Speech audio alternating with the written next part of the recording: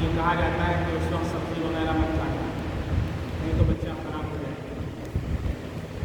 اسی طریقے سے اس وقت کھانا پینا بند کر دیا جاتا ہے، کھانے پینے سے منع کیا جاتا ہے، اور بہت ساری چیزیں باہر نکلنے سے منع کیا جاتا ہے، کہتے ہیں بچے پر اس کا اثر پڑے گا۔ شریعت میں اس کے کیا احکام ہیں، نبی کریم صلی اللہ علیہ وسلم کی کیا تعلیمات ہیں، اللہ رب العزت نے کیا حکم دیا ہے کہ جب ایسا ہو تو کیا کرنا چاہیے، کیونکہ وقت مناسب ہے اس بات کا، چونکہ آج 4 گرہن ہونے والا ہے 11 بجے، اس لیے مناسب ہے کہ اس تعلق سے کچھ ضروری وضاحت آپ کے سامنے رکھ دی جائے تو آئندہ کے لیے بھی مشعل راہ۔ سب سے پہلی چیز تو یہ سمجھنا ہے کہ چاند گرہن یا سورج گرہن یہ اللہ تعالیٰ کی قدرت اور اس کی نشانی ہے، اور ان نشانیوں سے یہ ظاہر ہوتا ہے کہ قادر مطلق اللہ رب العزت جس نے سورج کو روشنی عطا فرمائی ہے، وہ جب چاہتا ہے تو اس کی روشنی کو چھین لیتا ہے، اور سورج بے نور ہو کر رہتا ہے۔ جس نے چاند کو ضیاء دی ہے، وہ جب چاہتا ہے تو چاند کی ضیاء کو بھی چھین لیتا ہے، اور وہ چاند پر گرہن لگ جاتا ہے، بے نور ہو جاتا ہے۔ اس سے ان لوگوں کی بھی تردید ہوتی ہے عقائد کی جو سورج کی پوجا کرتے ہیں یا چاند کو اپنا بھگوان دیوتا سمجھتا ہے، چاند دیوتا سورج، کہ اگر سورج دیوتا ہوتا تو ہمیشہ چمکتا ہی رہتا، کبھی گرہن نہ لگتا، کیونکہ وہ اللہ ہے۔ لیکن سورج بھی گرہن ہوتا ہے، پتہ چلا کہ کوئی ہے جو سورج کو چلا رہا ہے۔ چاند گرہن ہوتا ہے، کوئی ہے جو چاند کی چمک اور چاند کو ضیاء عطا کر رہا ہے، اس کے حکم کے مطابق چل رہا ہے، لہٰذا جب وہ چاہتا ہے تو اس کی روشنی کو سلب کر لیتا ہے، اور سائنسی بہت سی وجوہات ہیں، لیکن شریعت میں کیا ہوتا ہے وہ آپ کو بتائے گا۔ چنانچہ ایک مرتبہ رسول اللہ صلی اللہ علیہ وسلم کے زمانے میں آپ کے صاحبزادے حضرت ابراہیم رضی اللہ تعالیٰ عنہ کا انتقال ہوا، تو اس انتقال کے بعد سورج گرہن ہو گیا۔ سورج گرہن کو بولتے ہیں کسوف، کاف سین واو فا، کسوف۔ چاند گرہن کو بولتے ہیں خسوف، خاسین واو فا۔ سورج گرہن کو کیا بولتے ہیں؟ خسوف، اور چاند گرہن کو خسوف۔ سورج گرہن کی جو نماز پڑھی جاتی ہے اسے صلاۃ کسوف بولتے ہیں۔ صلاۃ مانے نماز، کسوف مانے سورج گرہن، صلاۃ کسوف سورج گرہن والی نماز۔ چاند گرہن کو کسوف بولتے ہیں، تو چاند گرہن کی جو نماز ہے اسے صلاۃ کسوف کہا جاتا ہے، صلاۃ کسوف، چاند گرہن کی نماز۔ تو آج جو نماز پڑھیں گے وہ صلاۃ کسوف پڑھیں گے، یہ بھی آقا کی سنت ہے۔ ہو سکتا ہے آپ لوگوں نے ابھی نہ پڑھا ہو، لیکن آج بتایا جا رہا ہے تو آج نیت کر لیں کہ ہم عمل کریں گے، کیونکہ آپ کو بتا دیا جا رہا ہے۔ ہمارے استاد محترم حضرت مولانا سمیر الدین صاحب قاسمی مانچسٹر انگلینڈ، انہوں نے اپنا ویڈیو بھی جاری کر دیا ہے، اسے ہم نے لگایا ہے اپنے اسٹیٹس پر، آپ لوگ دیکھ بھی سکتے ہیں، اپنے چینل پر شیئر بھی کر دیا ہے۔ وہ اس وقت پوری دنیا کے ماہر فلکیات ہیں حضرت مولانا سمیر الدین قاسمی صاحب۔ جب سعودی عرب بھی ان سے مشورہ لیتا ہے، پورا کیلنڈر ان کا سمیری کیلنڈر پورے سال کا جاری ہوتا ہے۔ اللہ نے یہ صلاحیت دی ہے، انہوں نے خود بتایا کہ قرآن کریم کے ذریعے سے اللہ نے مجھے سائنٹسٹ بنایا، قرآن کریم کے ذریعے سے اللہ نے مجھے سائنٹسٹ بنایا، میں نے قرآن میں غور کیا ہے، اور قرآن کریم میں جو غور کرے گا اللہ تعالیٰ اسے سائنٹسٹ بنا دے گا۔ قرآن کریم جو ہے، سائنس کیا ہے؟ Science is nothing accept Quran and سنت۔ یہ بات میں نہیں کہہ رہا، ایک پوری کائی نام کے ایک سائنس شخص گزرے ہیں جو بہت بڑے سائنسدان ہیں، اور جدہ کے اندر 1937 میں ایک کانفرنس ہوئی، کس کے اوپر؟ بچہ جو پیٹ میں آتا ہے تو اس کے کیا ادوار ہوتے ہیں، پہلے کیا ہوتا ہے، پھر کیا بنتا ہے، پھر کیا بنتا ہے، پھر انسان کی شکل اختیار کرتا ہے۔ تو اس کے اوپر کانفرنس ہوئی، بہت پوری دنیا سے لوگ وہاں پر آئے، ڈاکٹر تھے، ماہر تھے، سائنسداں تھے، سب لوگ، اور سب نے یہاں پر آ کر کے اپنی لا علمی کا اظہار کر دیا کہ بھائی وہ تو میں نہیں جانتا، مشین کے ذریعے سے معلوم کیا جائے، فلاں چیز کے ذریعے سے معلوم کیا جائے۔ تو اس میں ایک حافظ قرآن تھے، سائنسداں تھے، وہ حافظ قرآن، انہوں نے کہا کہ جس چیز کے بارے میں آپ اس صدی کے اندر آ کر کے بحث کر رہے ہیں، جس کے لیے آپ لوگوں کو بلایا گیا ہے، اس کے بارے میں ہمارے نبی صلی اللہ علیہ وسلم کا جو قرآن نازل ہوا تھا، اس قرآن میں آج سے سینکڑوں سال پہلے اللہ نے ڈیٹیل بتا دیا۔ ایسا کیسے ہو سکتا ہے؟ اٹھائیے آپ 18 پارہ بولیں، پہلا پیج کو اللہ تعالیٰ فرما رہے ہیں ثم خلقنا النطفة علقة فخلقنا العلقة مضغة فخلقنا المضغة عظاما فكسونا العظام لحما ثم أنشأناه خلقا آخر فتبارك الله أحسن الخالقين۔ ڈیٹیل میں اللہ نے بتا دی، اللہ نے بتایا سب سے پہلے نطفہ جاتا ہے، رحم کے اندر، اور 40 دن تک وہ نطفہ رہتا ہے۔ حدیث میں اللہ کے نبی نے اس کی مزید تفصیل فرمائی ہے، اور اس میں 40 کا ورڈ ہے، 40 یوما، کہ احادیث قرآن کی تفسیر ہے۔ اللہ کے نبی نے فرمایا ہے کہ وہ نطفہ کب تک رہتا ہے؟ 40 دن تک رہتا ہے، 40۔ اس کے بعد کیا ہوتا ہے؟ ثم خلقنا النطفة علقة، پھر وہ جو نطفہ ہوتا ہے 40 دن کے بعد اللہ تعالیٰ اسے جمع ہوا خون کی شکل بنا دیتا ہے، خون بستہ۔ ترجمہ آپ پڑھیں، اس میں خون بستہ لکھا ہوگا، کہیں بدا ہوا خون لکھا ہوگا، کہیں جمع ہوا خون ہوگا۔ پھر 40 دن علقہ کے بعد کیا ہوتا ہے؟ ثم خلقنا النطفة علقة فخلقنا العلقة مضغة، پھر 40 دن کے بعد وہ خون بستہ کو اللہ ایک گوشت کا لوتھڑا بنا دیتا ہے۔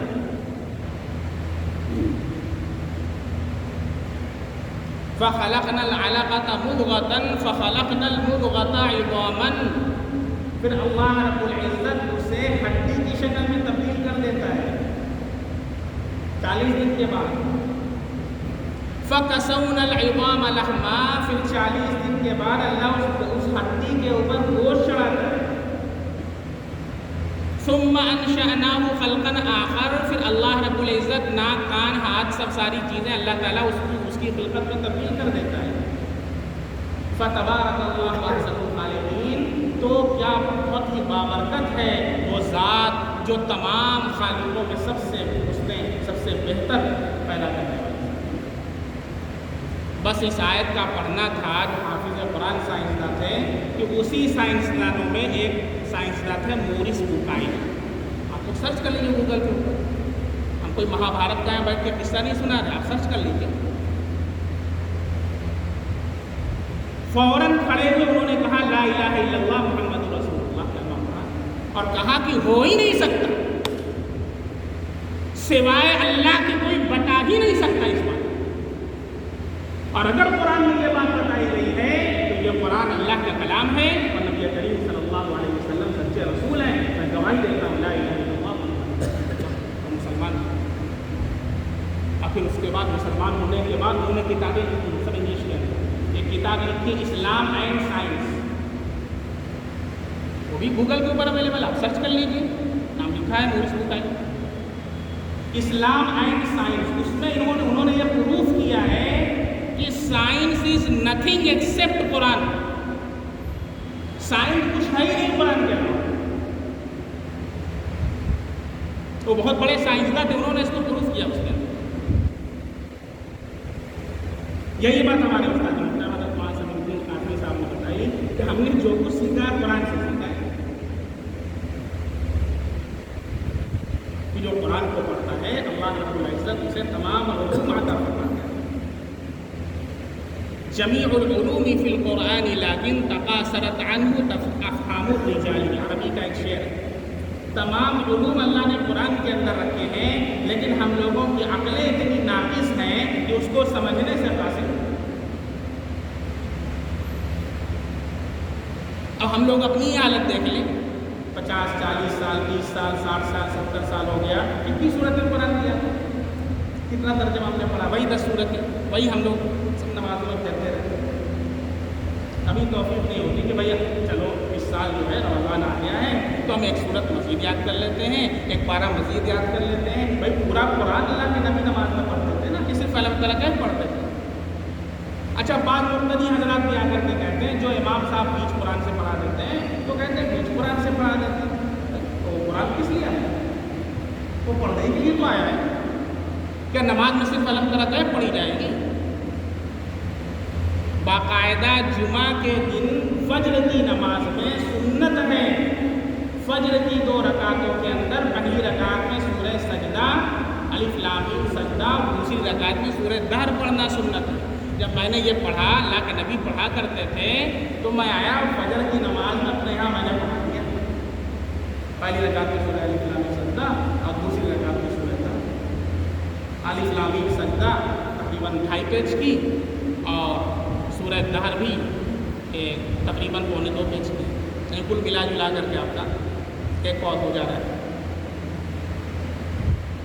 اب سب لوگ جو ہے کھڑے ہو کر کے بولے ایسی لمبی آپ نماز پڑھا دی، اسے تراویح پڑھا رہے ہیں، کیا کر رہے ہیں؟ جب بڑی سنت ہے اللہ کے نبی صلی اللہ علیہ وسلم، کبھی کبھی تو کم سے کم عمل کر لیجئے، کبھی زندگی میں نہیں پڑھے تو آج پڑھ لیجیے، لیکن اتنا زیادہ دباؤ بنایا گیا کہ اس کے بعد سے ہم نے کہا کیا تو ہم نہیں پڑھائیں گے، نہیں ہم نہیں پڑھا سکتے، چھوٹی چھوٹی صورت پڑھی۔ چھوٹی کا مطلب یہ بھی نہیں کہ آپ سنت کو چھوڑ دیں، ہم لوگوں نے چھوٹی کا مطلب الگ طرح کیسی سمجھ لیا، لیلاف قریشی سمجھ لیا۔ یہ جو اللہ کے نبی صلی اللہ علیہ وسلم سے سنتیں منقول ہیں، اس میں نماز میں کون کون سی صورتیں پڑھی جائیں، باقاعدہ فقہ نے اس کی ترتیب بیان فرمائی ہے۔ فجر اور ظہر کے اندر طوال مفصل پڑھنا ہے، اور یہ جو طوال مفصل کی مقدار اللہ کے نبی صلی اللہ علیہ وسلم کی طرف سے بتائی گئی ہے، یہ مقدار جو بتائی گئی ہے یہ بہت زیادہ نہیں ہے، لیکن چونکہ ہم لوگوں کی عادت پڑ چکی ہے چھوٹی چھوٹی صورت پڑھنے، اس لیے ہم کو زیادہ لگتی ہے، وہ زیادہ نہیں۔ 60 آیتیں فجر کی نماز میں کم سے کم 60 آیتیں پڑھنا شروع کریں، کیوں 60 آیتیں بھی ہم کو بھاری لگتی ہیں؟ وہ 60 آیتیں ہیں ملا کر یہ سنت ہے، ہم کو بھاری کم سے کم اتنا تو کر لیں کہ اگر 2 رکعت میں 2 صورتیں نہیں پڑھ سکتے تو کم سے کم دونوں رکعت میں 1 صورت پڑھ لیں، الف لام میم سجدہ کا 1 رکوع 1 رکعت میں پڑھ لیں، دوسری رکعت میں اس کا دوسرا رکوع پڑھ لیں، کم سے کم آدھی سنت پر عمل ہو جائے۔ یہ کب ہوگا؟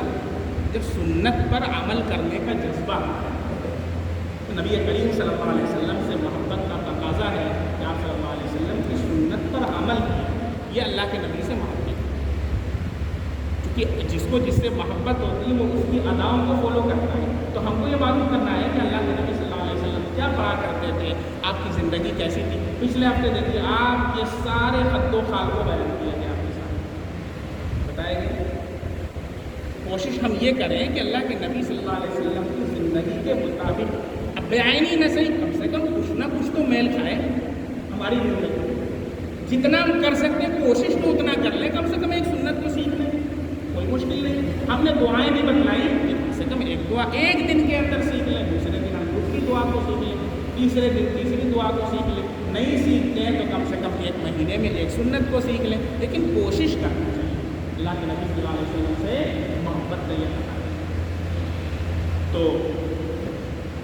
آپ صلی اللہ علیہ وسلم کے صاحبزادے حضرت ابراہیم رضی اللہ عنہ کا جب انتقال ہوا تو انتقال کے بعد سورج گرہن ہو گیا، اور اس زمانے میں جو لوگ تھے ان کا یہی خیال تھا کہ سورج جو گرہن ہوتا ہے یا چاند گرہن ہوتا ہے وہ کسی بڑی شخصیت کی وفات یا حیات، یا ان کی پیدائش یا ان کی موت کی وجہ سے ہوتا ہے۔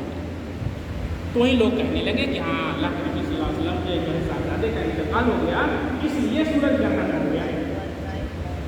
تو آپ صلی اللہ علیہ وسلم کو جب یہ علم ہوا تو آپ صلی اللہ علیہ وسلم نے خود بخاری شریف کی روایت ہے، حضرت ابو موسیٰ رضی اللہ تعالیٰ عنہ سے روایت ہے کہ آپ صلی اللہ علیہ وسلم کے زمانے میں جب سورج گرہن ہوا تو آپ اس طرح گھبرائے ہوئے کھڑے ہوئے جیسے کہ قیامت آ گئی، جیسا کہ قیامت آ گئی، وہ ایسے گھبرائے ہوئے آپ صلی اللہ علیہ وسلم کھڑے ہوئے، اور آپ صلی اللہ علیہ وسلم سیدھے مسجد میں تشریف لے اور آ کر کے آپ صلی اللہ علیہ وسلم نے کیا کیا؟ آپ صلی اللہ علیہ وسلم نے نماز کی اور طویل قرات کی۔ مجھے یاد ہے ہم چھوٹے تھے، مدرسہ حسینیہ میں پڑھتے تھے، تو سورج گرہن ہوا تھا، تو استاد محترم حضرت مولانا مختار صاحب نے نماز پڑھائی۔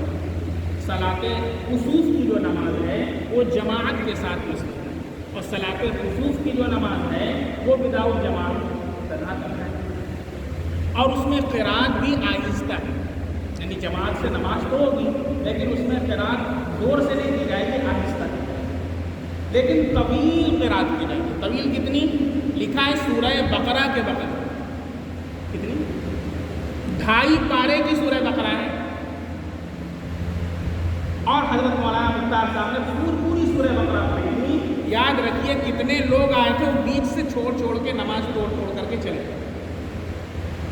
2.5 پارہ اگر ایک رکعت میں پڑھیں گے، وہ بھی اطمینان سے، گھسیٹو پسیٹو والا نہیں، جیسے آج کل ہم لوگ تراویح پڑھتے ہیں، عالم کے علاوہ کچھ سمجھ میں نہیں آتا ہے، ایسے نہیں پڑھنا ہے۔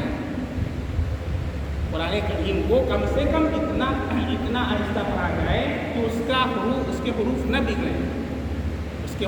نہ بگڑیں، کم سے کم اتنے آہستہ تو پڑھا جائے۔ اس طرح اگر پڑھیں گے تو 2.5 پارہ پڑھنے میں کتنا وقت لگے گا؟ کم سے کم 40 منٹ بتا رہے ہیں، کم سے کم 40 منٹ، اس سے زیادہ 50 منٹ، 1 گھنٹہ 1.5 گھنٹہ وہ لگ سکتا ہے، لیکن کم سے کم 40 منٹ لگے گا ایک رکعت میں۔ اتنی حالت، اچھا اتنا ہی رکوع کرنا ہے۔ پھر مولانا نے جب رکوع کیا ہے 1.25 گھنٹے کے بعد، وہ 1.25 گھنٹے کا رکوع تھا، یا سمجھ لیجئے کہ وہ 2 رکعت نماز ابھی تک ہمیں یاد ہے کہ یار واقعی وہ کوئی نماز ہے، زندگی میں ایک نماز پڑھا ہے، ایسی نماز، اور پھر اللہ کے نبی صلی اللہ علیہ وسلم کی نمازوں کے بارے میں جو حدیثوں میں پڑھا جاتا ہے، ہم لوگ تو اس کا تصور بھی نہیں کر سکتے، اس لیے کہ نہ ہم نے کبھی پڑھا ہے اور نہ کبھی ہم نے اس کی محفل سنی، تو کیسے ہم لوگ اس کو سمجھ سکتے ہیں کہ آپ کے پاؤں مبارک میں ورم آ جاتا ہے۔ تو یہ صلاۃ کسوف کی نماز ہے جو جماعت کے ساتھ پڑھی جاتی ہے۔ آپ صلی اللہ علیہ وسلم نے انتہائی طویل قیام فرمایا ہے، رکوع کیا ہے، سجدہ کیا ہے، اور اس سے پہلے صحابہ فرماتے ہیں کہ آپ کو ایسا کرتے ہوئے نہیں دیکھا تھا، اور آپ نے پھر کھڑے ہو کر کے یہ فرمایا نماز کے بعد کہ یہ جو چاند اور سورج کا جو گرہن ہونا ہے یہ اللہ کی نشانیوں میں سے ایک نشانی ہے، اللہ کی نشانیوں میں سے انہما آیتانی من آیت اللہ، اللہ کی نشانیوں میں سے ایک نشانی ہے۔ اور فرمایا کہ یہ گرہن ہونا یہ اللہ رب العزت کی طرف سے ہے، کسی کے موت اور حیات کی وجہ سے نہیں ہے، کسی کے مرنے اور کسی کے زندہ ہونے کی وجہ سے نہیں ہے، بلکہ اللہ تعالیٰ اس کے ذریعے اپنے بندوں کو ڈراتا ہے۔ جب تم اس کو دیکھو تو ذکر الہی اور دعا اور استغفار کی طرف دوڑو۔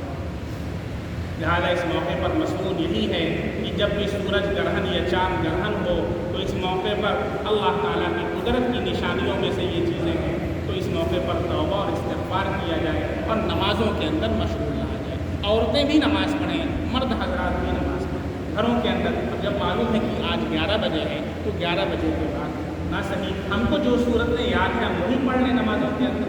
ہم نہیں سورہ بقرہ پڑھ سکتے تو کم سے کم الم تری کیف الاف قریش جو صورتیں یاد ہیں وہی پڑھ لیں، اور اگر آپ کو الحمدللہ کوئی بڑی صورت یاد ہے تو اس صورت کو پڑھ لیں، تبارک الذی پڑھ لیں، سورہ یاسین شریف پڑھ لیں، جو صورت یاد ہے، سورہ رحمان یاد ہے تو اسے تنہا پڑھیں اپنے گھروں کے، اور مسجد میں جا کر کے پڑھ لیں، گھر مسجد کھلی ہو اور اسی پر، اور گھروں کے اندر پڑھ لیں، اور اس کے بعد توبہ اور استغفار کریں۔ یہ کب تک رہے گا؟ 1 بج کر کے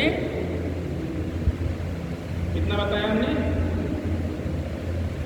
1:26 پر یہ ختم ہو جائے گا۔ تو 11 سے لے کر کے 1:26 تک کا یہ وقت ہے، اس کے اندر خاص طور پر دعا کے اندر، توبہ اور استغفار کے اندر مشغول رہنا ہے۔ نمازوں کے اندر مشغول رہنا ہے اور اللہ رب العزت سے توبہ اور استغفار کرنا ہے۔ بقیہ یہ چیزیں کہ یہ چیزیں نہ کھائیں، یہ نہ کھائیں، وہ نہ کھائیں، اس کی شریعت میں کوئی حیثیت نہیں ہے۔ عورتوں کو منع کیا جاتا ہے کہ آپ یہ مت کھائیے ورنہ لڑکا خراب ہو جائے گا اور بچہ یہ ہو جائے گا، شریعت میں اس کی کوئی حیثیت نہیں ہے۔ ہاں اگر کوئی نہ کھائے ویسے، لیکن اس کا عقیدہ نہ رکھے کہ اگر ہم کھائیں گے، کوئی کھانا چاہے تو کھا سکتے ہیں، لیکن اگر کوئی نہ کھائے اس میں لیکن عقیدہ نہ رکھے تو کوئی حرج نہیں۔ اس عقیدے کے ساتھ نہ کھانا کہ اگر کھائیں گے تو یہ ہو جائے گا، یہ ہے۔ اب اگر کوئی توبہ استغفار میں مشغول ہے، وہ نہیں کھا رہا ہے، اس کا مطلب یہ نہیں کہ وہ نہیں کھا رہا ہے، نہیں کھا رہا ہے تو عقیدہ تو اس کا نہیں ہے نا، وہ تو توبہ استغفار کی وجہ سے نہیں کھا رہا ہے۔ اس لیے اس عقیدے کے ساتھ آدمی کو اس کام کے اندر مشغول نہیں ہونا چاہیے۔ فتاوی عالمگیر کے اندر بھی ہے یصلون رکعتین فی خسوف القمر وحدانا، یعنی صحابہ کرام جب چاند گرہن ہوتا تو 2 رکعت تنہا پڑھا کرتے تھے۔ اس لیے یہ نماز تنہا ہے، اس کو تنہا کرنا۔ اور